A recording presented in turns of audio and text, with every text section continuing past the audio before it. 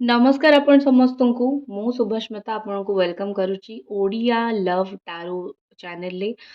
ଆପଣଙ୍କ ପର୍ସନ୍ ଯାହାଙ୍କୁ ଆପଣ ଭାବୁଛନ୍ତି ଯଦି ସେ ଆପଣଙ୍କଠୁ ଦୂରରେ ଅଛନ୍ତି ଆଜି ଆପଣଙ୍କ ପାଇଁ କ'ଣ ଭାବୁଛନ୍ତି, ଆଜି ସେ ଦିନ ସାରା ଆପଣଙ୍କ ପାଇଁ କ'ଣ ଭାବିବେ, ଆଜି ତାଙ୍କର କ'ଣ ଫିଲିଙ୍ଗସ୍ ରହିବ ଆମେ ଦେଖିବା।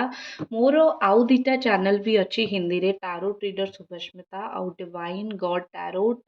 ମୁଁ ଏଇ ଚ୍ୟାନେଲରେ ବି ତା ଲିଙ୍କ୍ ଦେଇଦେବି। ନହେଲେ ଆପଣ ସର୍ଚ୍ଚ କରିକି ବି ଦେଖିପାରିବେ। ଆପଣ ହିନ୍ଦୀରେ କେବେ ନା କେବେ ମୋ ଚ୍ୟାନେଲ ନିଶ୍ଚିତ ଦେଖିଥିବେ, ତ ଆପଣ ସେଇ ଦୁଇଟା ଚ୍ୟାନେଲକୁ ହିନ୍ଦୀ ରିଡ଼ିଂ ପାଇଁ ଫଲୋ କରିପାରିବେ।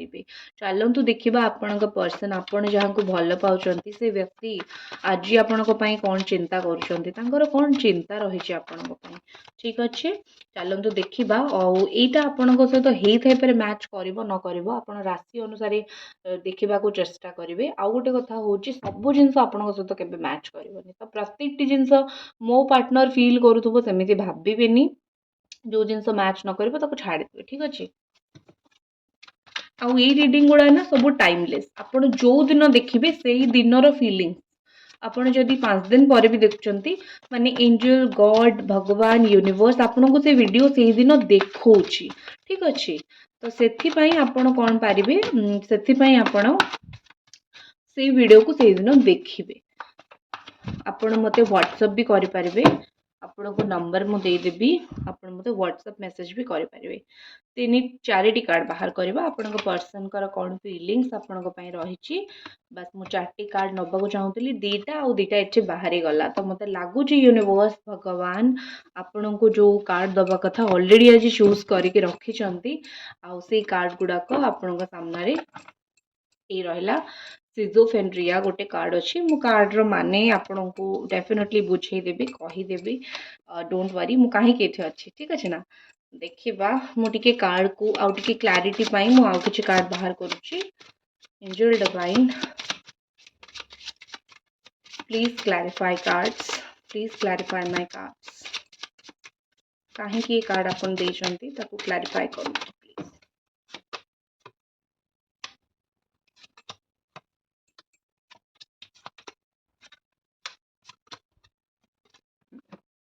ଠିକ୍ ଅଛି, ଥ୍ୟାଙ୍କ ୟୁ ସୋ ମଚ୍।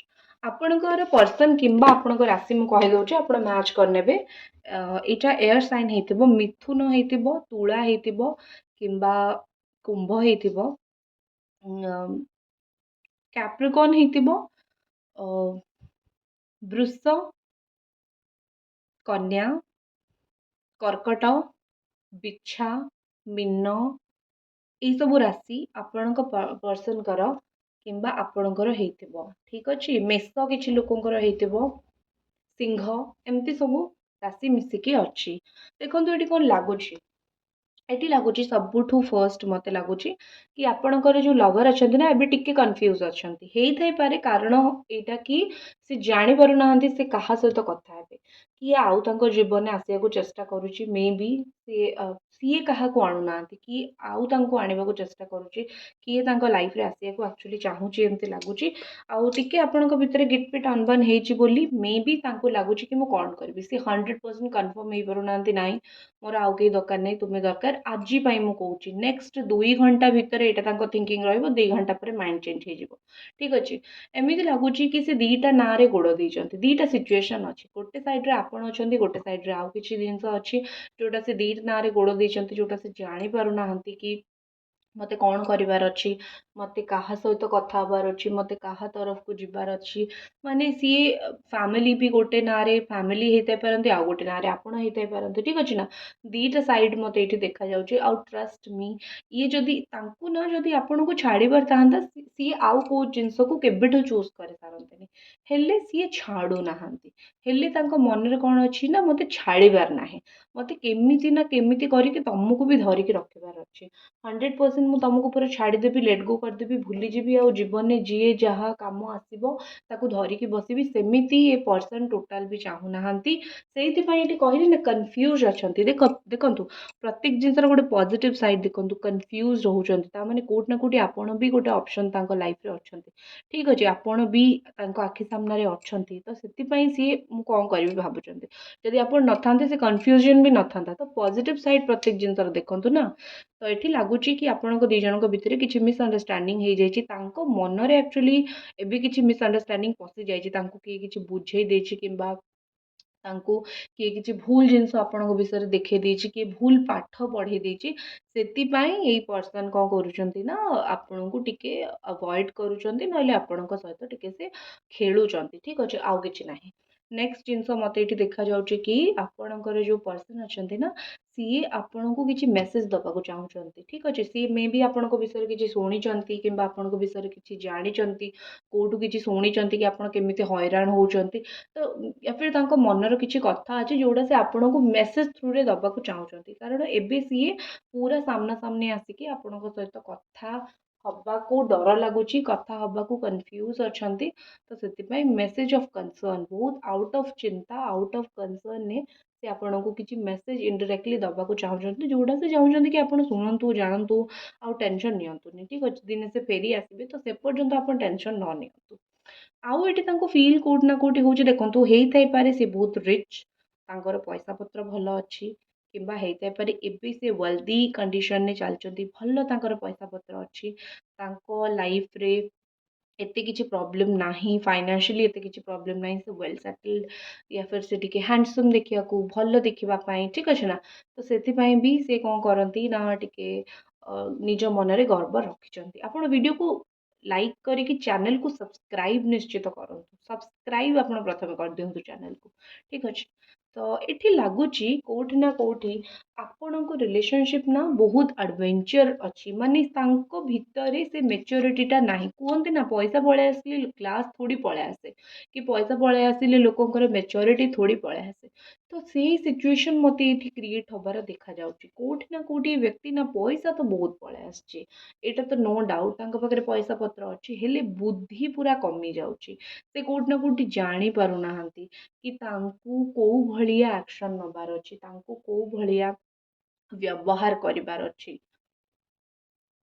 କୋଉ ଭଳିଆ ସିଚୁଏସନରେ ସିଏ ଏଠି ବେଟର୍ ଆପଣଙ୍କ ସହିତ କଥା ହେଇକି ନିଜ ରିଲେସନକୁ ଠିକ୍ କରିପାରିବେ। ଠିକ୍ ଅଛି ନା, ତ ଏଠି କୋଉଠି ନା କୋଉଠି ମୋତେ ଲାଗୁଛି ନା ଆପଣଙ୍କ ପର୍ସନ୍ ୱେଲ୍ଦି ଥାଇକି ବି ତାଙ୍କୁ ବହୁତ ଆଡ଼ଭେଞ୍ଚରସ୍ ଲାଗୁଛି। ଅପ୍ ଆଣ୍ଡ ଡାଉନ୍ ଆପଣଙ୍କ ରିଲେସନସିପ୍ରେ ବହୁତ ଆସୁଛି, କାରଣ ସିଏ ଟିକେ ମେଚ୍યોର୍ ନୁହନ୍ତି। ଯେଉଁ ମେଚ୍યોରିଟିର ସହିତ ଝଗଡ଼ା ଝାଣ୍ଟି ନା ସେ ବହୁତ କରିଦିଅନ୍ତି, ଆପଣଙ୍କ ସହିତ ବହୁତ ଝଗଡ଼ା କରିଦେବେ, ରାଗିକି କିଛି କହିଦେବେ। ମେଚ୍યોରିଟିର କମି ମୋତେ ଲାଗୁଛି, ମେଚ୍યોରିଟିର ବହୁତ କମି ଏଠି ଅଛି। ତାଙ୍କୁ ଯେତିକି ମେଚ୍યોର୍ ହବା କଥା ସେ ସେତିକି ହଉନାହାନ୍ତି, ବୟସ ଅନୁପାତରେ ସେତିକି ମେଚ୍યોର୍ ହଉନାହାନ୍ତି। ସିଏ ସେଇଥିପାଇଁ ଏତେ ପ୍ରୋବ୍ଲେମ୍। ହେଲେ ଇମ୍ୟାଚୁରିଟି ବେଶୀ ଦିନ ନୁହେଁ, ଏତିକି ମନେ ରଖନ୍ତୁ। କାହିଁକି ନା ଆପଣଙ୍କ ଉପରେ ଅଧିକାର ଅଛି ବୋଲି ଏମିତି ହେଉଛନ୍ତି, ରଙ୍ଗ କାଢ଼ୁଛନ୍ତି, ଯେଉଁଟା ମୁଁ କହିବି। ଠିକ୍ ଅଛି ନା, ହେଲେ କିଛି ସମୟ ପରେ ଜିନିଷ ଠିକ୍ ଠାକ୍ ହେଇଯିବ।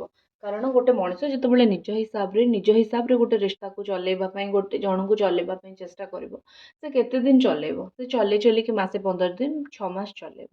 ତାପରେ କ'ଣ ହବ? ତାପରେ ସେ ଜାଣିବ ଯେତେବେଳେ ସାମ୍ନା ବାଲା ବଦଳୁନି, ମୁଁ ତାକୁ ବହୁତ ରୁଡ୍ ହେଇକି ବହୁତ କଥା କହିସାରିଲିଣି, ହେଲେ ସାମ୍ନା ବାଲା ତ ବଦଳୁନି, ତାର ତ ମନରେ ସେଇ ଭଲ ପାଇବା ଅଛି ଯୋଉଟା ଆଗରୁ ବି ମୋ ପ୍ରତି ଥିଲା। ତେଣୁ ସିଏ ବି ଧୀରେ ଧୀରେ ବଦଳିଯିବେ। ଠିକ୍ ଅଛି, ବହୁତ ପେସେନ୍ସ ଆପଣ ରଖିଲେଣି ଏଇ ରିଲେସନସିପ୍ ପାଇଁ, ଏଇ ରିସ୍ତା ପାଇଁ। ମୁଁ ଆପଣଙ୍କୁ କହିବି ଆଉ ଜଷ୍ଟ ଟିକେ ପେସେନ୍ସ ରଖନ୍ତୁ, ତାଙ୍କୁ ରିଅଲାଇଜ୍ ହେବାକୁ ବେଶୀ ଟାଇମ୍ ଲାଗିବନି। ମୁଁ ଟିକେ ଆପଣଙ୍କ ଫିଲିଙ୍ଗସ୍, ଆପଣଙ୍କ ଏନର୍ଜି ଚେକ୍ କରିଦେଉଛି, ଯେଉଁଥିରେ ଆପଣ ଜାଣିପାରିବେ କି ଆପଣଙ୍କ ଲାଇଫ୍ରେ ବି ରିଲେସନ୍କୁ ନେଇକି ମାନେ ଆପଣଙ୍କ ସାଇଡ଼୍ରୁ କ'ଣ ଭଗବାନ କରୁଛନ୍ତି। ଠିକ୍ ଅଛି, ଦେଖନ୍ତୁ ପେସେନ୍ସ, ଏଇ କାର୍ଡ଼ ତ ବିଲକୁଲ କ୍ଲିଅର୍ କାର୍ଡ଼ ଏଠି ଲାଗୁଛି କି ଆପଣ ପେସେନ୍ସ ରଖିଛନ୍ତି। ଆପଣ ଖାଲି ଭଗବାନଙ୍କୁ ଡାକୁଛନ୍ତି, ଆପଣ କମ୍ପେୟାର କରୁଛନ୍ତି କି ମୁଁ ତା ବିନା ରହିପାରିବି ନା ରହିପାରିବିନି। ଆପଣଙ୍କୁ ଫିଲ୍ ହେଉଛି ମୁଁ ରହିପାରିବିନି, ସେଥିପାଇଁ ଆପଣ କମ୍ପେୟାର କରୁଛନ୍ତି। ଆପଣ କିଛି ଦିନ ତାଙ୍କୁ ଭୁଲିକି ବଞ୍ଚିବା ବି ଚାହିଁଲେ, କିଛି ଦିନ ତାଙ୍କୁ ଛାଡ଼ିକି ରହିବା ବି ଚାହିଁଲେ। ଠିକ୍ ଅଛି ନା, ଲେକିନ୍ ଫାଇନାଲି ଆପଣ କ'ଣ ଡିସାଇଡ଼୍ କଲେ କି ନାଇଁ ମୁଁ ୱେଟ୍ କରିବି, ଯେବେ ସେ ଆସିବେ ଆସିବେ। ତ ଆପଣଙ୍କ ଭିତରେ ବହୁତ ପେସେନ୍ସ, ଭଗବାନ ଆପଣଙ୍କୁ ବହୁତ ପେସେନ୍ସ ଦେଇଛନ୍ତି।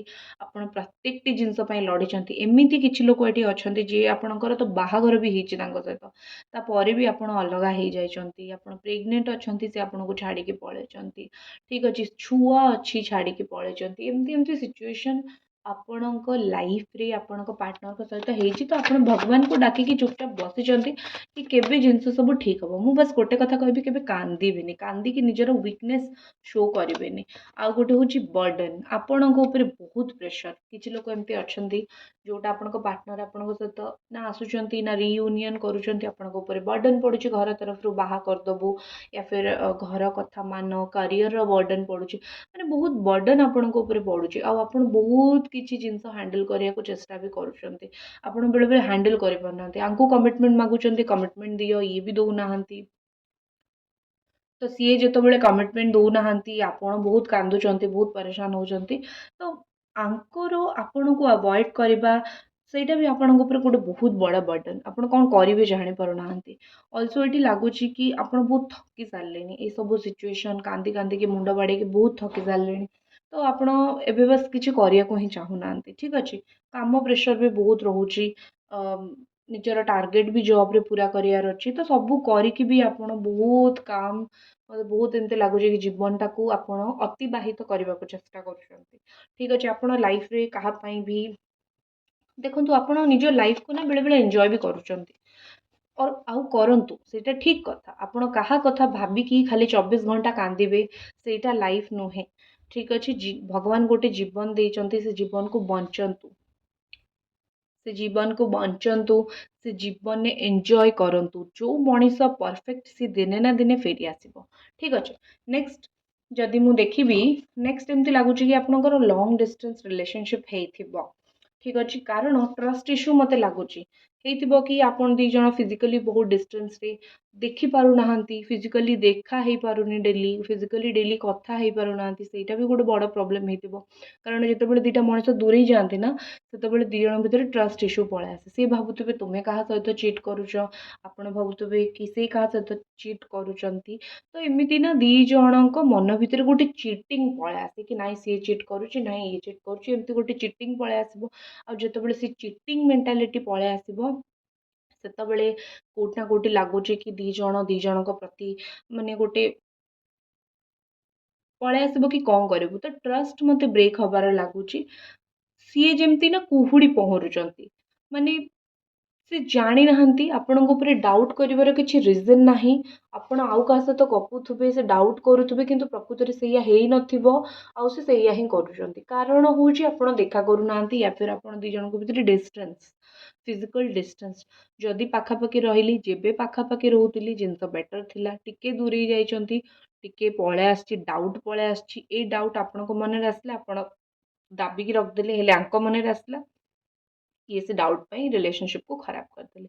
ସବସ୍କ୍ରାଇବ୍ କରନ୍ତୁ ଚ୍ୟାନେଲକୁ ଯଦି ଏପର୍ଯ୍ୟନ୍ତ କରିନାହାନ୍ତି ତ। ଠିକ୍ ଅଛି, ସେଥିପାଇଁ ମୋତେ ଏଠି ଲାଗୁଛି କି ଆପଣଙ୍କ ରିଲେସନସିପ୍ରେ ଟ୍ରଷ୍ଟ ବହୁତ ଇମ୍ପର୍ଟାଣ୍ଟ। ଯଦି ଆପଣ ଦୁଇ ଜଣଙ୍କୁ, ସ୍ପେଶାଲି ସିଏ ଆପଣଙ୍କୁ କିମ୍ବା ଆପଣ ତାଙ୍କୁ ଟ୍ରଷ୍ଟ କରୁଛନ୍ତି, ତାହେଲେ ଆପଣଙ୍କ ରିଲେସନସିପ୍ ଆହୁରି ବହୁତ ଦିନ ବହୁତ ଭଲ ଚାଲିବ। ନେକ୍ସଟ ଫିଲିଙ୍ଗସ୍ ତାଙ୍କର ଆଜି ମୋତେ ଏଇଟା ଲାଗୁଛି କି କନସିୟସ୍ ହେଇସାରିଲେଣି। ଠିକ୍ ଅଛି, ଗୋଟେ ତ ଟ୍ରଷ୍ଟ ନାହିଁ, ବଟ୍ ଠିକ୍ ଅଛି, ଦିମାଗରେ ମୁଣ୍ଡରେ କଥା ଗୋଟେ ବହୁତ ଭଲରେ ତାଙ୍କର ପଶିକି ରହିଛି କି ଆପଣ ହିଁ ହେଉଛନ୍ତି ସେ ମେନ୍ ଫିମେଲ୍ ୟା ଫିର୍ ମେନ୍ ମେଲ୍ ତାଙ୍କ ଲାଇଫ୍ରେ। ଠିକ୍ ଅଛି, ସିଏ ଆପଣଙ୍କ ଛଡ଼ା କାହାକୁ ଆପଣଙ୍କ ଜାଗା ଦେବେ ନାହିଁ।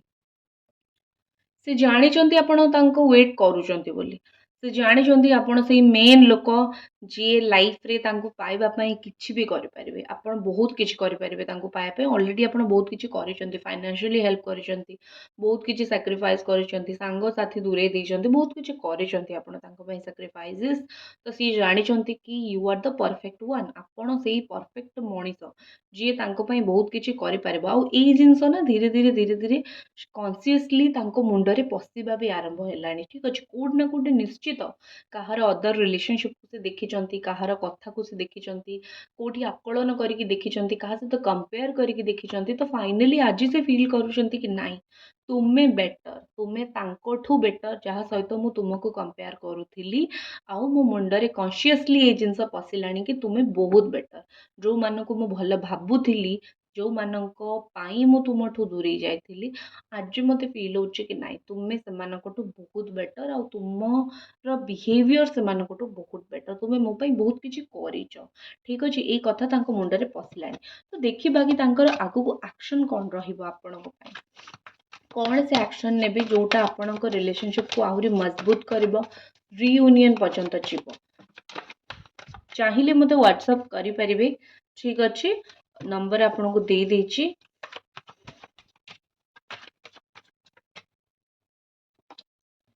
द ड्रीम देखंतु राति रे स्वप्न देखुथिबे आपण तांकु देखुथिबे नले से आपणको देखुथिबे स्वप्न तो निश्चित देखुथिबे आपणको रिलेशनशिप रे 6 दिन भितरे किछि गोटे बदलाव आसीबो किछि गोटे चेंज आसीबो ए 6 दिन भितरे लक चेंज हबो आपण जदि अनलकी थिले त लक आपणकर चेंज हबो सी आपणको बारंबार स्वप्न रे देखाथिबे या फिर आपण तांकु बारंबार स्वप्न रे देखाथिबे ठीक अछि ए जिंस हेबो आ रहिला एक्शन कथा टिके समय बदलिया को दियंतु टिके हवार दिग बदलिया को दियंतु तापर जाइए आपणकर रियूनियन हम एबे तो स्टार्ट हम तांकर आपणको आहुरी बहुत बेसी मिस कर ठीक अच्छे दैट्स इट एटा थिला आपणकर रीडिंग आई होप आपणको रीडिंग पसंद है देखा हम नेक्स्ट रीडिंग रे ओम नमः शिवाय।